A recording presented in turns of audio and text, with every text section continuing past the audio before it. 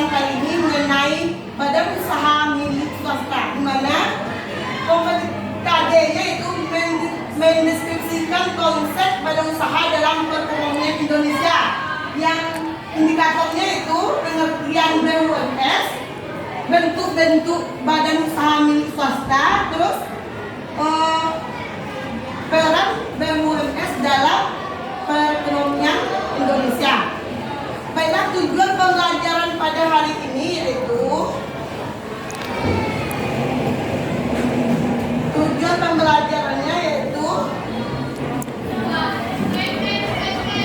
kalian mengetahui apa itu badan usaha milik swasta dan bentuk-bentuk jenis-jenis badan usaha milik swasta dan peran dalam perekonomian Indonesia. Apa yang kalian ketahui tentang badan usaha milik swasta, pengertiannya? Siapa yang tahu?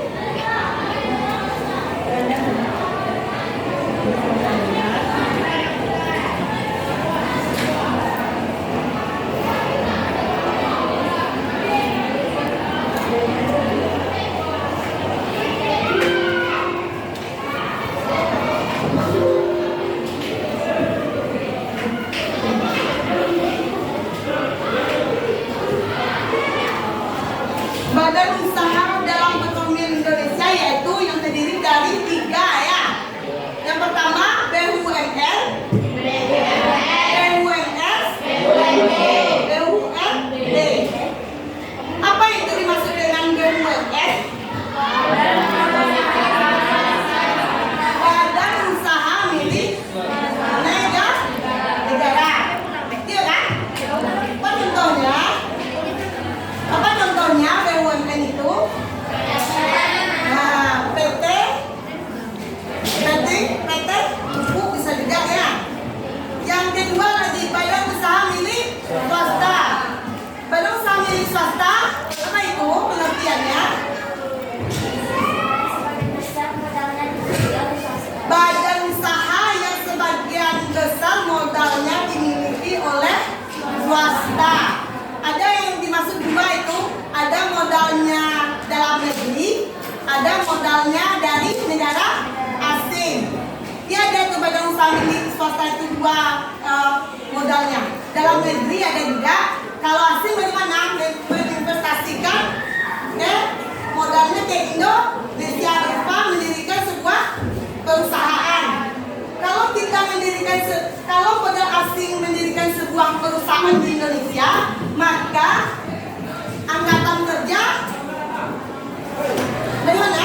Kalau modal asing itu menyerahkan modalnya di Indonesia untuk investasinya berupa perusahaan, akan menampung banyak tenaga kerja. Yang kedua akan menambah apa?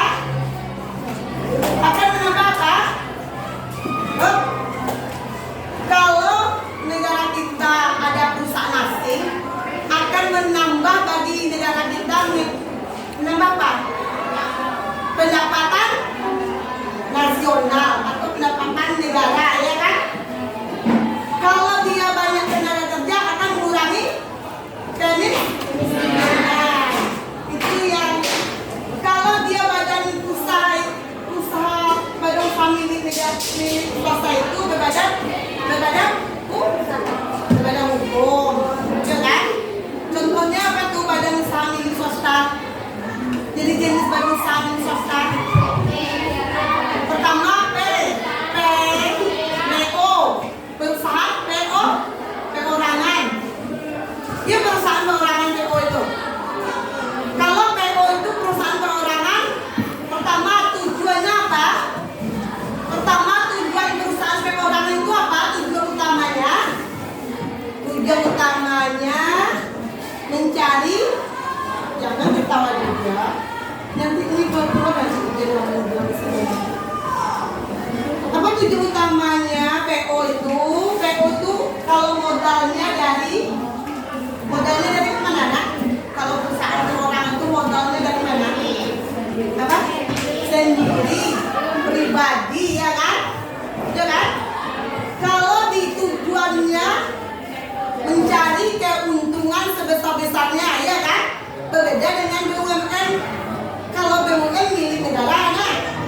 Berarti milik negara itu untuk kemakmuran negaranya, bukan mencari keuntungan besar-besarnya ya.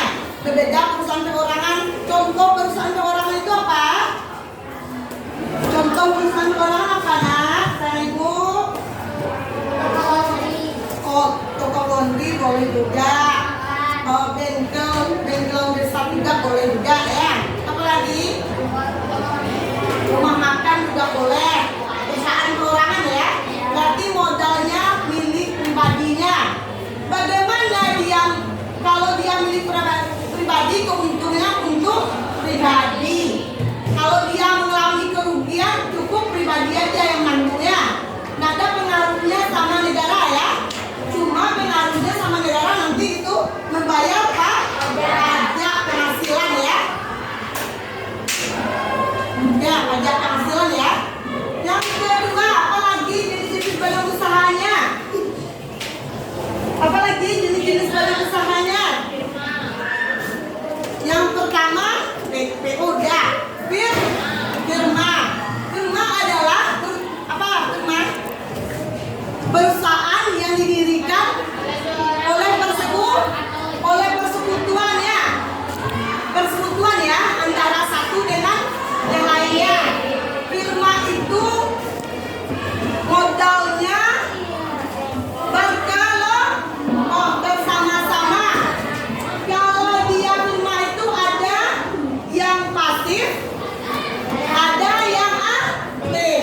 Kalau dia yang pasif cukup dia menanamkan modal aja di perusahaannya kan. Dia ibu.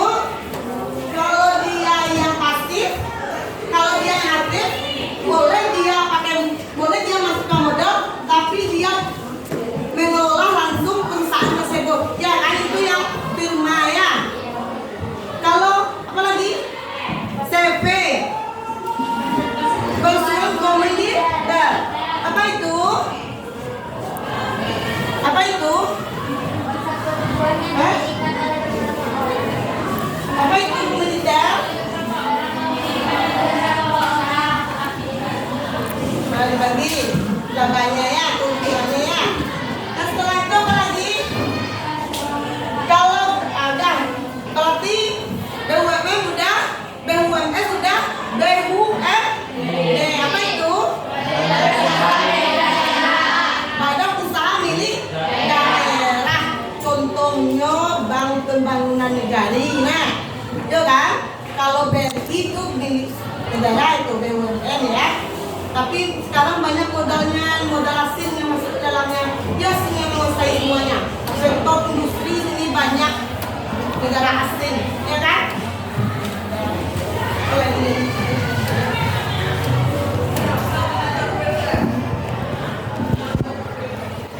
Ini badan usaha tujuannya untuk mencari laba. Kalau usaha untuk menghasilkan barang dan jasa, badan usaha berbentuk badan hukum. Berarti dia mencari laba, berbentuk kepada hukum, terus menyediakan barang dan jasa. Ada perusahaan, ada badan usaha itu di bidang apa aja? Pertama di bidang agraris ya. Dia di bidang agraris. Contohnya pertanian. Benar. Yang kedua di bidang industri. Industri ya. Kita tahu bidang industri. Misalnya apa contohnya? PT sawit itu bidang industri ya. Pokoknya bidang industri itu mengolah ya. Berarti itu di bidang industri. Kalau di bidang perdagangan apa contohnya? Kalau saya dalam bidang perdagangan, contohnya Matahari. Kan jual beli barang itu kan, persediaan barang dia kan Matahari. Kayak di Padang itu Ramayana itu kan di bidang perdagangan usahanya. Perdagangan tahu kan, jual beli gitu kan. Kalau bidang industri berbeda dia mengolah dulu kan. Kalau di bidang agraris dia berbidang pertanian ya, pertanian pupuk ini nantinya ya. Di bidang jasa, bidang jasa yaitu contohnya jasa raja, asuransi. Ya asuransi bidang jasa, asuransi jiwa kan, jasa raja apa lagi? Apa lagi? Ada lagi?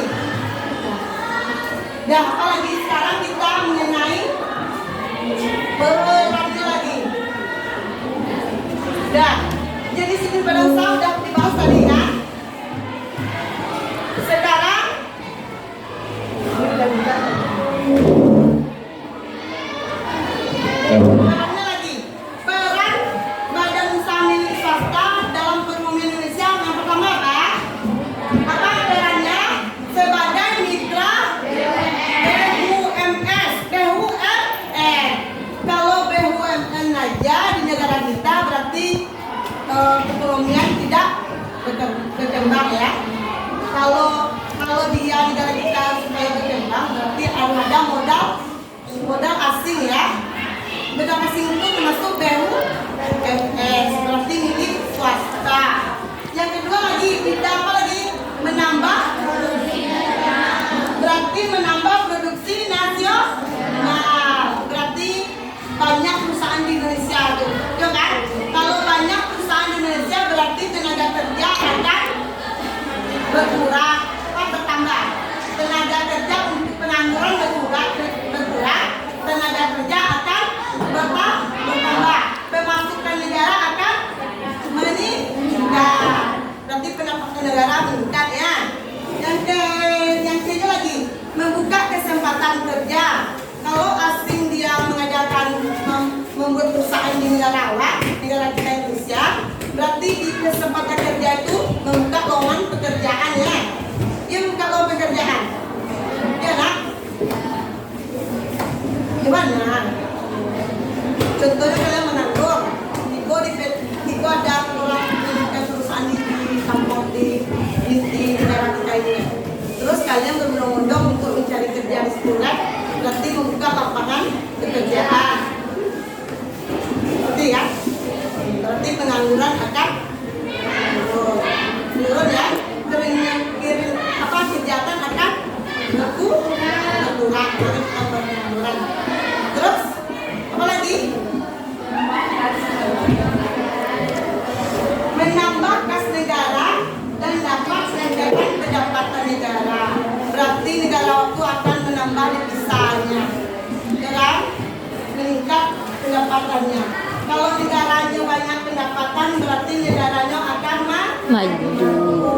Kalau tidak ditampung perusahaan swasta di Indonesia ini, maka negara kita tidak akan maju keterbelakangannya, ya kan? Dimana kita mencari modal itu ada modal asing, modal luar negeri ya nah. Contohnya negara kita ini dikuasai oleh Cina. Semuanya Cina. Awak tuh kaki tangan selain. Berarti orang jatuh itu Cina itu. Berarti perusahaan di negara ini banyak dijual kan? Udah banyak dijual kan? Udah banyak dijual kan? Nah, contohnya Bank Indonesia, dan Cina punya. Bank BRI, dan manajernya Cina. Shopee, Cina. Apalagi semuanya Cina. Ya kan? Berarti pemilik modalnya banyak rata-rata orang Cina. Walaupun ada orang Indonesia cuma kaki tangan. Misalnya jadi sekretaris lah, jadi bendahara itu yang fungsi. Tapi apalah daya, nggak ada modal, terpaksa kita kerja di suatu perusahaan Cina itu. Selama ini milik negara tapi dijual sahamnya. Apa yang dijual? Sahamnya ya. Lagi.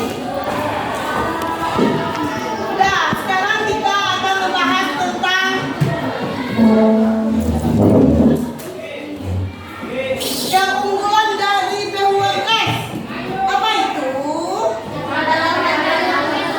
Cepat dalam pengambilan keputusan. Kenapa dia cepat pengambilan keputusan? Karena dia punya swasta. Tidak perlu dia sama presiden lagi. Oh, Pak Presiden, presidennya. Presiden cuma bahkan supaya negara suatu perusahaan itu menghasilkan untung tadi cuma pemasukan pajak ya. Nah, dia mau mengambil keputusan tidak selalu pakai presidenan lagi. Dia aja mengambil keputusan sendiri. Yang kedua, memberikan dalam menaikkan produk. Penghasilan gitu. Ya, cepat mendapatkan modal. Kenapa dia cepat mendapatkan modal? Karena orang Cina itu yang memiliki perusahaan asing itu banyak modalnya. Banyak modalnya sama negara Indonesia. Kan dia banyak modalnya. Miliaran, triliunan, dolaran gitu kan. Yang keempat, menyumbang pajak bagi kas. Kalau ada modal asing di negara awak, berarti negara awak pun tidak dapat penghasilan. Ya kan? Kalau dia diambilnya tanpa modal asing untuk mengolahnya tidak bisa juga terlaksana, ya kan?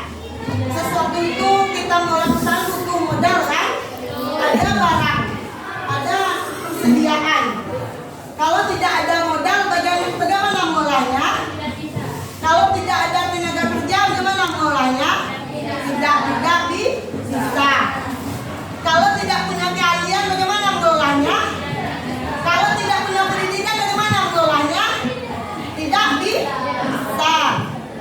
Apalagi menyediakan barang dan jasa. Berusaha itu yang menyediakan barang dan jasa.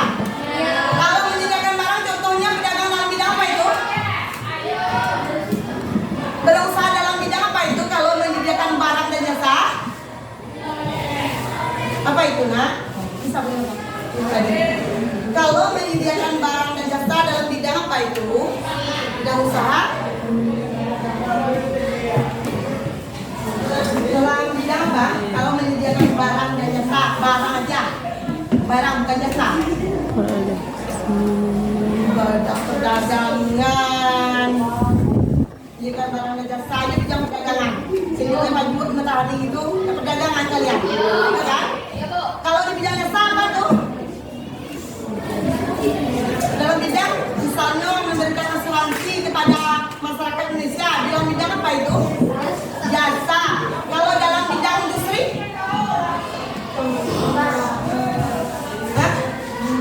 Mengelola barang kan?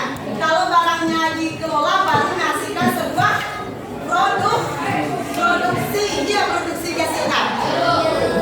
Kalau ada tenaga kerja, bagaimana menghasilkan produksi? Bisa. Kalau tidak ada modal, bagaimana menghasilkan produksi? Bisa.